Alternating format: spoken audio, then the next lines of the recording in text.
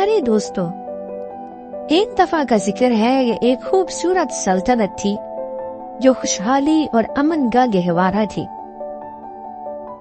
اس سلطنت کا ہر شہری مطمئن اور خوشحال تھا، اور اس خوشحالی کا راز ایک قدیم تاج میں چھپا ہوا تھا جو سلطنت کی روایات کا حصہ تھا۔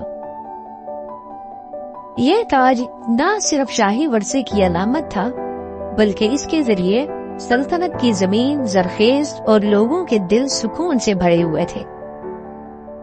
ایک دن ایک پراسرار جادوگرنی نے تاج کو چرا لیا، اور جیسے ہی تاج غائب ہوا، سلطنت پر قحط اور خوف کا سایہ چھا گیا۔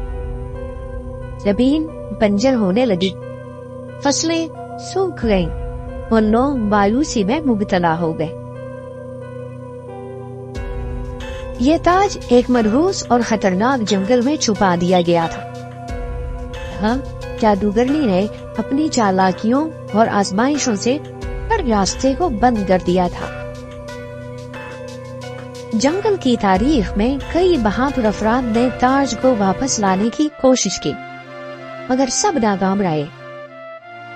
لیکن بالآخر اس خطرناک کام کی ذمہ داری 3 بہنوں پر آئی۔ ایلا، سب سے بڑی بہن، بہادری اور عقل مندی کی مثال تھی۔ اس کا دل مضبوط اور فیصلے تیز ہوتے تھے۔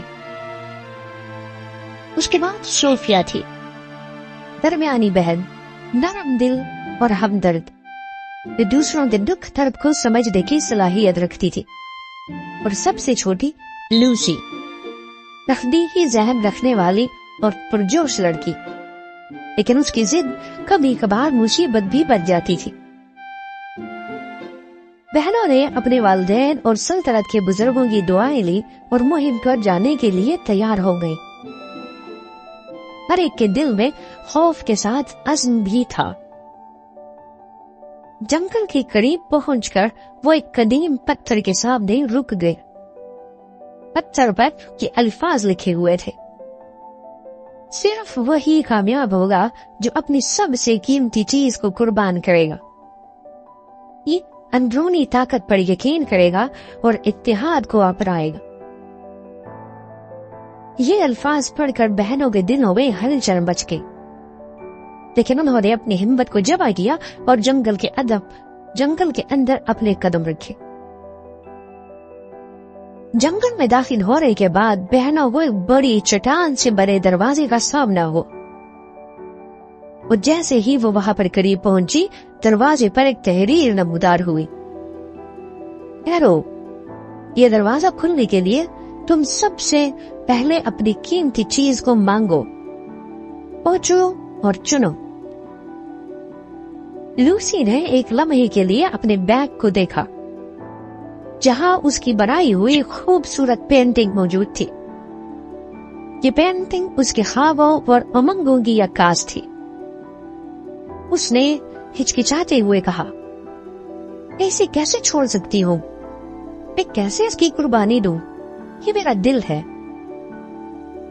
ایلا نے لوسی کو تسلی دی اور کہنے لگی، ہماری سلطنت ہمیں سب سے زیادہ قیمتی ہونی چاہیے، ہم سب کو کچھ نہ کچھ قربان کرنا ہوگا۔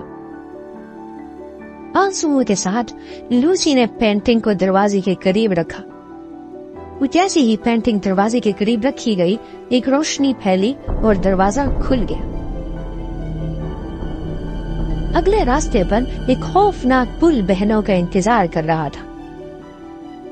یہ پل گہری کھائی کے اوپر لٹک رہا تھا اور ہوا کے جھونکوں کے ساتھ مسلسل ہل رہا تھا۔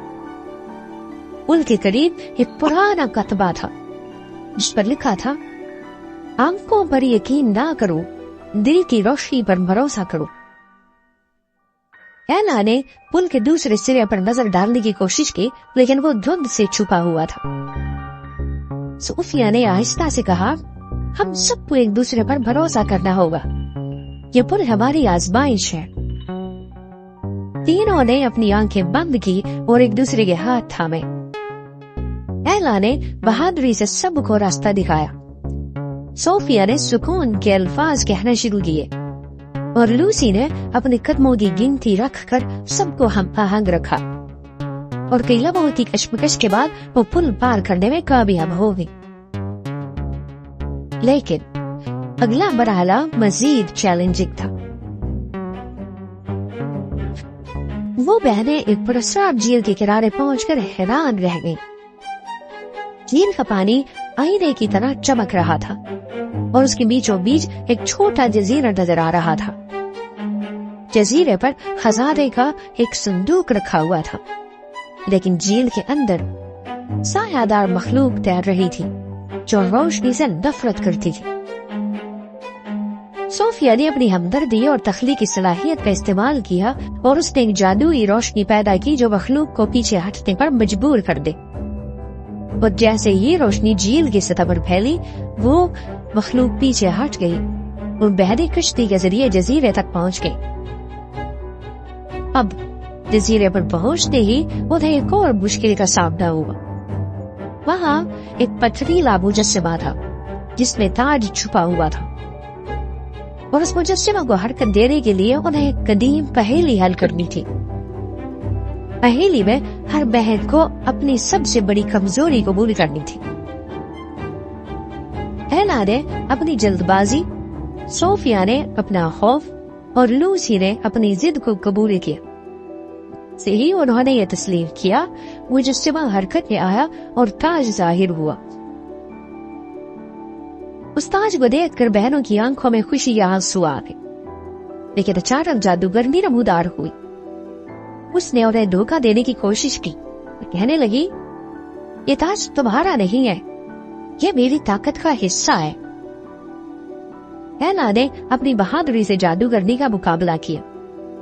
सोफिया ने अपने अल्फाज से जादूगरनी को कायल करने की कोशिश की और लूसी ने अपनी तकनीकी सलाहियत से एक हिकमत अमली बनाई और मिलकर उन्होंने जादूगरनी को शिकस्त दे दी।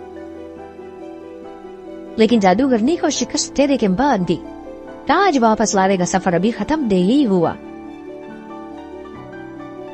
जंगल ने अचानक एक और नया चैलेंज पेश किया। जब बहनें वापस लौटने लगी तो एक गोल दायरे में फंस गई। सब कुछ बार बार दोहराने लगा। ये जादूगरनी का आखिरी जान था। इन तीनों को अपनी ताकत और अज़्म का मुजाहिरा करना था। लेकिन तीनों ने मिलकर उस तलिस्म को तोड़ा और वो जंगल के बाहर आ। आज वापस लाकर उन्होंने सल्तनत को बचा लिया और जादूगरनी का असर खत्म हो गया। और ये कारनामों की याद में सल्तनत के लोग हर साल बहनों का दिन मनाते हैं, जो इत्तेहाद, कुर्बानी और अक्ल की अलामत है। दोस्तों, उम्मीद करते हैं आपको हमारी आज की कहानी भी जरूर पसंद आई होगी। अगर आप इस तरह की मजीद कहानियां सुनना चाहते हैं तो बराए मेहरबानी हमारे चैनल को सब्सक्राइब करें और बेल आइकॉन को प्रेस करें ताकि हमारे चैनल पर हर नई आने वाली वीडियो के बारे में आपको बर वक्त इत्तला मौसूल हो सके। मिलते हैं एक और नई कहानी के साथ, तब तक के लिए अपना बहुत सारा ख्याल रखिए।